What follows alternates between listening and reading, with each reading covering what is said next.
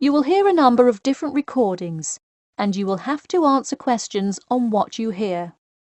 There will be time for you to read the instructions and questions, and you will have a chance to check your work. All the recordings will be played once only. The test is in 4 sections. At the end of the test, you will be given 10 minutes to transfer your answers to an answer sheet. Now turn to Section 1. Section 1. You will hear a conversation between a travel agent and a customer who needs to book a hotel for a group visit. First, you have some time to look at questions 1 to 6.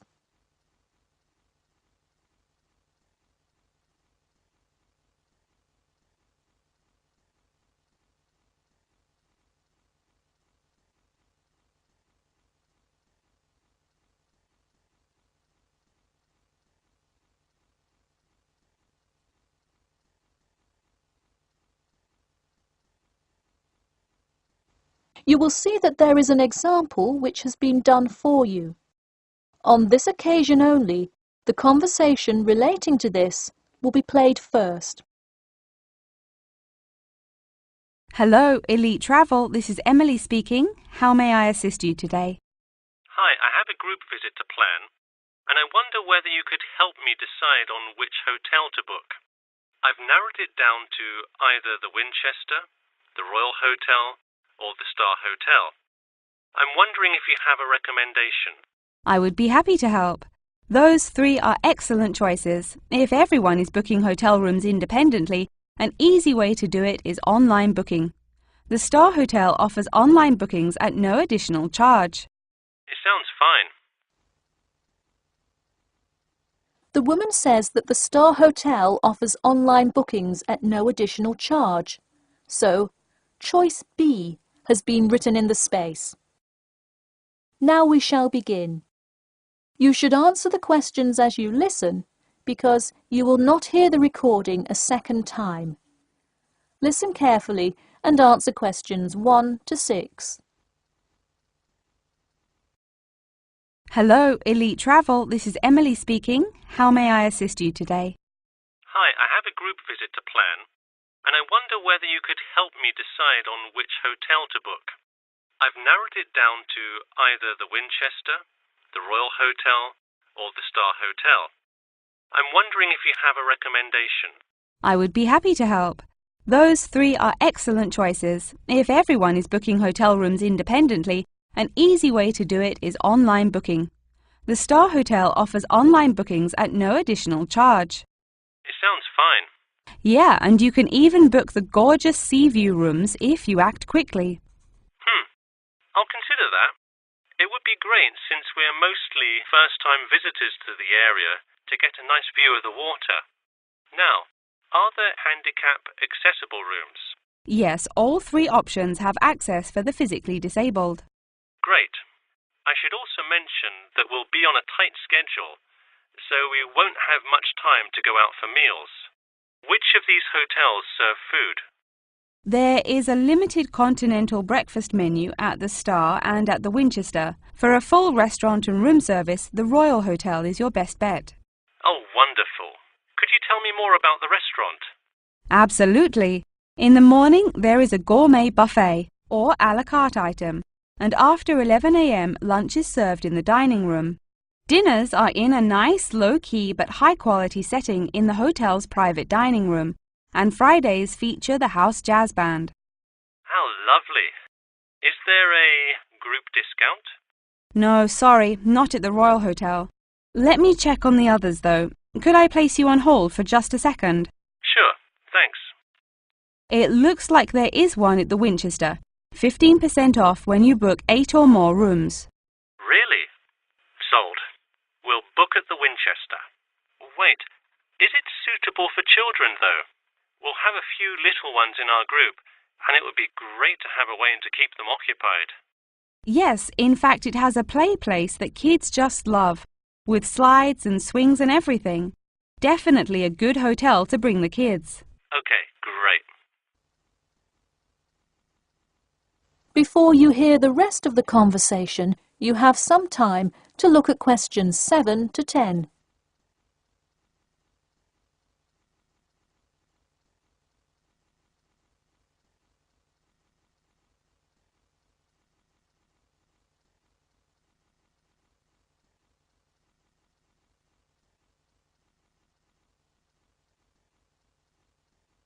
Now listen and answer questions 7 to 10. So now I know where we'll be staying. What next? Should I go ahead and book transportation and assign rooms and everything? Well, for now, there are only a few things for you to take care of. We will hold a block of rooms for you as soon as you send a deposit. I recommend booking as soon as possible, so you probably want to send the invitations as soon as you know how many rooms to hold. Oh, right. Okay. I'll send the invitations and put down the deposit. Is there anything else I should take care of? Great! And don't worry about this now, but sometime before you arrive, do let us know if you'll be requiring our transport service to and from the airport. I'll make sure to let you know. Does that incur a service charge? Or perhaps a tip? Or some presents to show our gratitude for the personal car service? Oh, don't worry about it. It is a free service, so if you would like to tip, you are welcome to do so. But hotel drivers do not accept gifts. Thanks for your help. My pleasure. Enjoy your stay at the Winchester. That is the end of section 1. You now have half a minute to check your answers.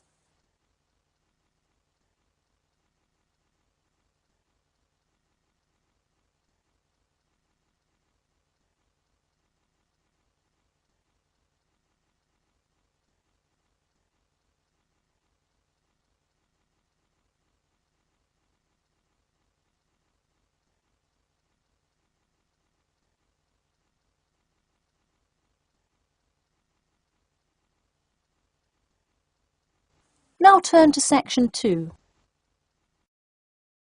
Section 2. You will hear a talk about the 11th Annual Durham County Car Exhibition. First, you have some time to look at questions 11 to 16.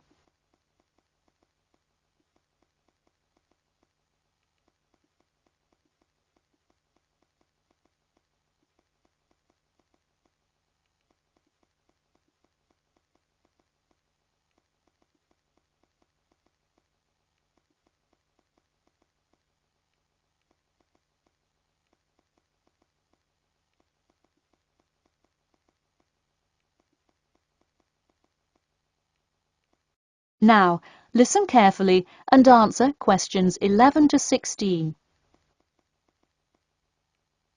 Ladies and gentlemen of Durham, start your engines. Skip Gordon here, inviting you to the 11th Annual Durham County Car Exhibition. That's right, it's that time of year again. Mark your calendars. The pre-opening event kicks off on the 18th, and the exhibition officially opens to the public on Saturday, March the 19th. Take it from me, you won't want to miss Durham's most attended public event of the year 5 times running. You don't have to be a motorhead to appreciate the finest cars, both new and old, in existence today, but it helps. Be one of the 70,000 people to see everything from big rig monster trucks to good old-fashioned classic hot rods. Get your tickets now.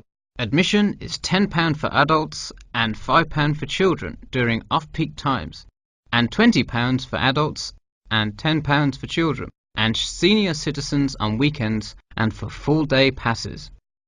Come see vintage classics, bid in the auctions, and even test out a few on the Winners' Circle racetrack. An insider tip: weekends are the exact time when all of the best attractions take place, but to avoid Saturday crowds, join us this Sunday. You'll see me, Skip Gordon, and all your friends from WKXP there this Sunday at our very own booth, so stop by and say hi, and you might just win a prize of your own. A new attraction this year will be the addition of a new car category, electricity, namely the electric car class. See displays from Toyota, Honda, and you guessed it, Tesla. Watch as the first generation of fully electric cars compete on style, ride, and watch the main entertainment as there's going to be a fabulous show of racing car to see who takes home fastest battery-powered car. While not typically known for their speed, this new class is guaranteed to surprise you. Before you hear the rest of the talk, you have some time to look at questions 17 to 20.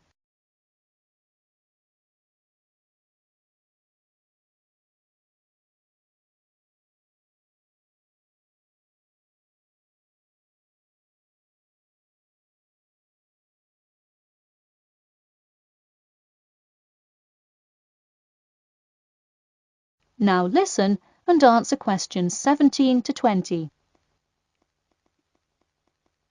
Get tickets before they sell out. Last year's tickets sold out fast, so we upped the attendance this year. That's right, more seats. But don't wait. Act now and save. That's right, if you buy your tickets before this Friday, you'll get 2 for the price of 1. That's right, 2 for the price of 1. And don't worry, kids, just like last year, there's something specially for you. Wreak havoc on the road with the Kids Crazy Cars ride, and then race around the Tiny Tykes track in your favorite child-sized race car. Meanwhile, Mom and Dad can take a spin in a ride a bit more than their size. We're rolling out a massive dirt track so you can get behind the wheel and test drive something a little more adventurous. Put the pedal to the metal in a 4x4 SUV as you go over bumps and navigate through twists and turns. You'll want to buckle up. You heard it here. Act now to get in on the fun at the Durham County Car Show before it's too late. Come for prizes, good prices, and good old-fashioned family fun. We had a lucky draw for a new car last year, but this year our main event is the Monster Truck Rally, where one lucky fan will win a chance to experience the thrill from behind the wheel, well, next to the wheel, as they ride with legendary driver Smash Tate. Feel the speed firsthand and talk to a living legend in a true, once-in-a-lifetime opportunity. For tickets, go online to www.durhamcountycars.com or call 1-888-CAR-SHOW now. We'll see you there, and always remember to buckle up. That is the end of section 2. You now have half a minute to check your answers.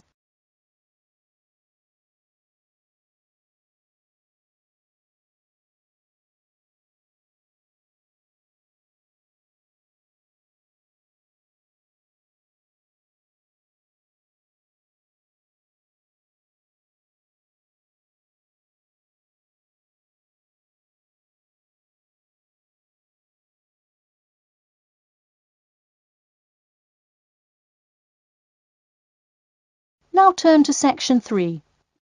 Section 3. You will hear a student asking Professor Jameson for advice in choosing courses for next semester. First, you have some time to look at questions 21 to 23.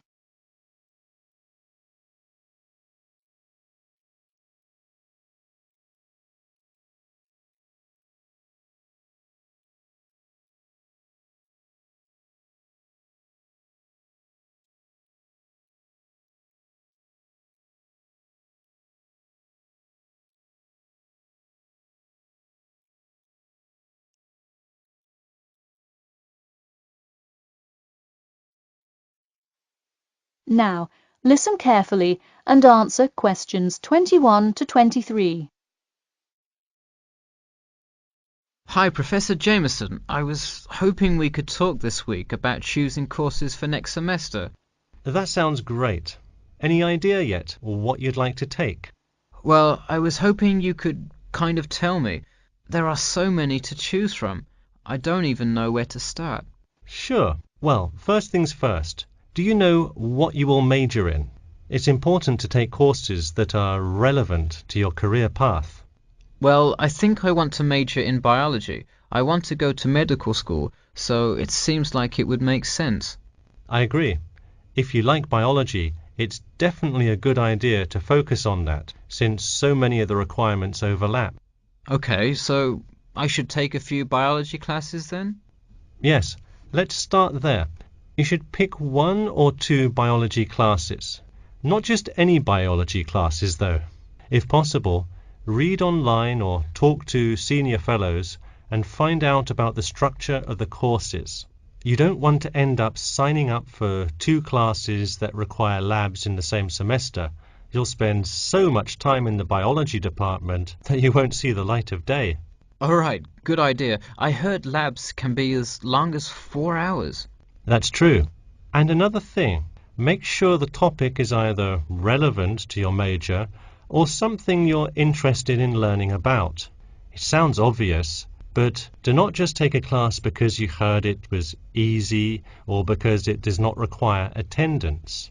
Of course not, though it would be really nice to have at least one class that's a little bit less rigorous than the ones I'm taking this semester. I barely sleep as it is with all this studying. That may have more to do with your study habits, though I don't disagree that your schedule is really difficult this semester.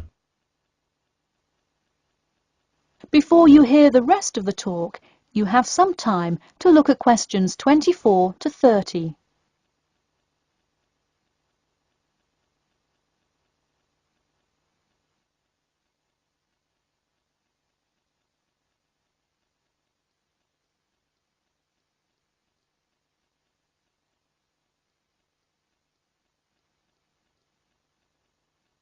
Now, listen carefully and answer questions 24 to 30.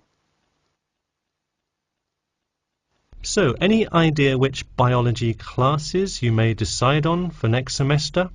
Well, I was thinking of taking human physiology. It sounds relevant and interesting. I think it is an interesting class, but I would recommend against it.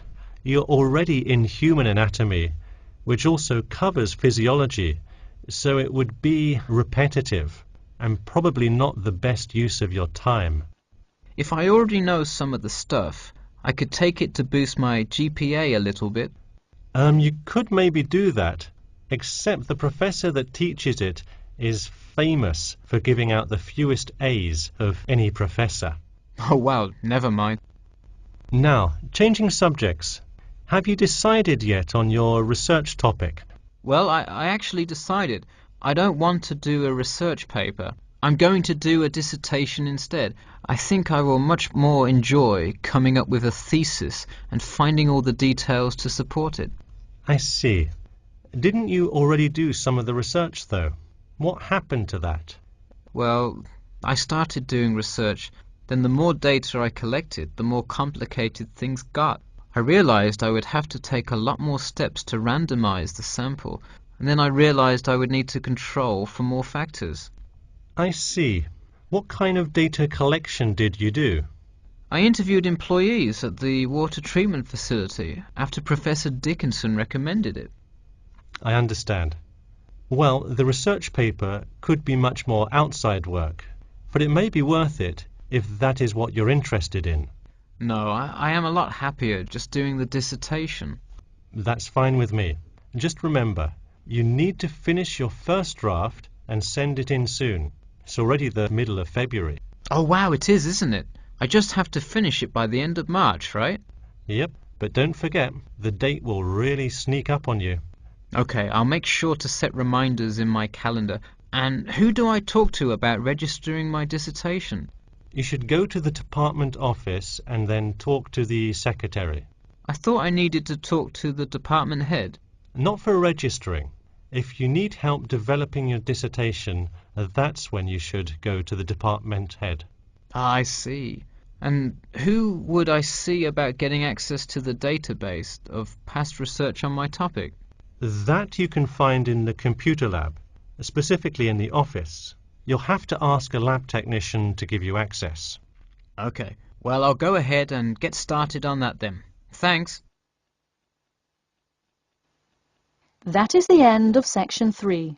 You now have half a minute to check your answers.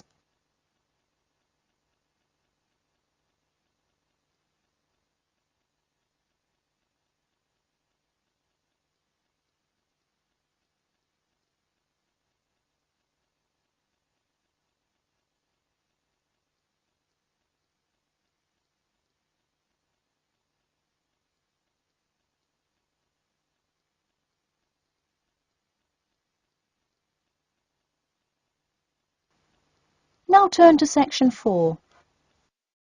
Section 4. You will hear part of a lecture about the role of sleep in humans and animals. First, you have some time to look at questions 31 to 40.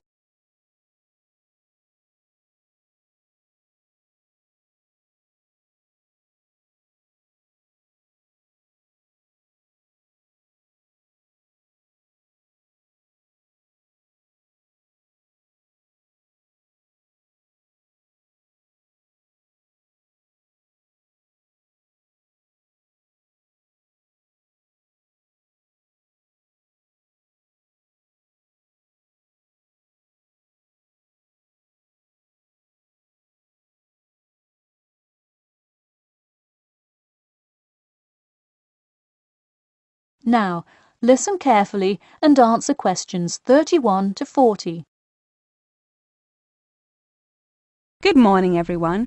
In today's lecture, I'm going to talk about the role of sleep in humans and animals. Of all the biological processes in the animal kingdom, sleep is perhaps the most important. A human can survive for almost 2 weeks without eating, but did you know that 1 week without sleep can be fatal? It's even worse for animals, especially for those who must avoid predators. Without sleep, an animal is much less capable of avoiding an attack. This is the case for all animals, whether they are reptiles, mammals, or fish. Let us look now at how different animals sleep, reasons for their ways of rest, and the potential problems they might encounter.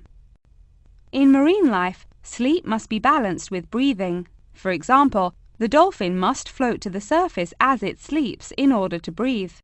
Like other large sea mammals, they keep one eye open and one half of the brain awake at all times to maintain some amount of consciousness required to breathe and to watch out for possible threats. They sleep with only one brain hemisphere in slow-wave sleep. Birds also have unusual sleeping patterns, mostly due to being constantly on edge in the presence of numerous predators. They usually sleep quite lightly. For example, Swainson's thrush, also called olive-backed thrush, is a medium-sized thrush that takes hundreds of naps during the day, each of which lasts just a few seconds. While migrating, migratory birds tend to function well on micronaps. Horses, on the other hand, do most of their sleeping standing up. Scientists think that horses developed their habit of sleeping upright as a defense mechanism, a way of protecting themselves against predators, and a standing position keeps a horse in a constant state of readiness to race away if danger should approach. Also, horses do occasionally take short naps lying down. Horses are heavy animals with big muscles, but their bones are surprisingly delicate, so lying in one position for a long time could well injure a horse. Just like humans, animals can also have sleeping problems.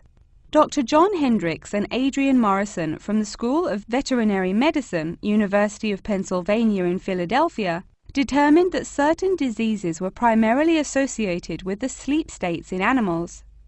In their research, they emphasized that because so much in this area still remains unclear, animal models were very important for studies of sleep disorders. The physiology of sleep in animals is similar to that of humans.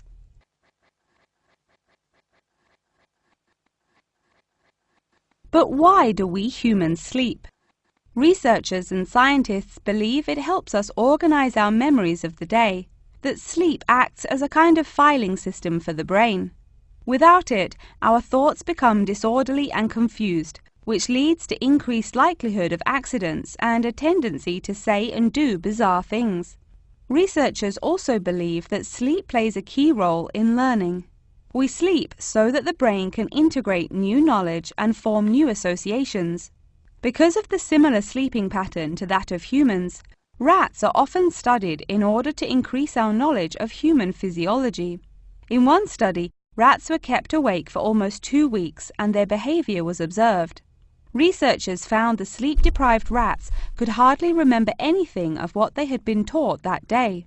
For example, one rat had been taught to recognize pictures of various Parisian landmarks in order to receive food.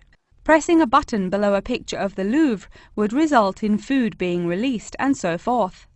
However, When deprived of sleep, they would press buttons seemingly at random. In addition to rats, the fruit fly, a small insect that feeds and breeds on spoiled fruit, also has been used as a model organism, and thousands of scientists around the world work on it. But why was the fruit fly chosen to be studied? It was for practical reasons. The most important one is that the relationship between fly and human genes is so close that the sequences of newly discovered human genes, including genes that show a susceptibility, can often be matched against their fly counterparts. This provides an indication of the function of the human gene and could help in the development of effective drugs to help people with sleeping disorders. Therefore, many scientists today choose to study the genetic structure of the fruit fly, which could make a particularly important contribution to the understanding of developmental processes in humans. In conclusion, sleep is a necessary part of life, not just for humans, but for the entire animal kingdom. Now, I'd be happy to answer any questions you may have. That is the end of section 4. You now have half a minute to check your answers.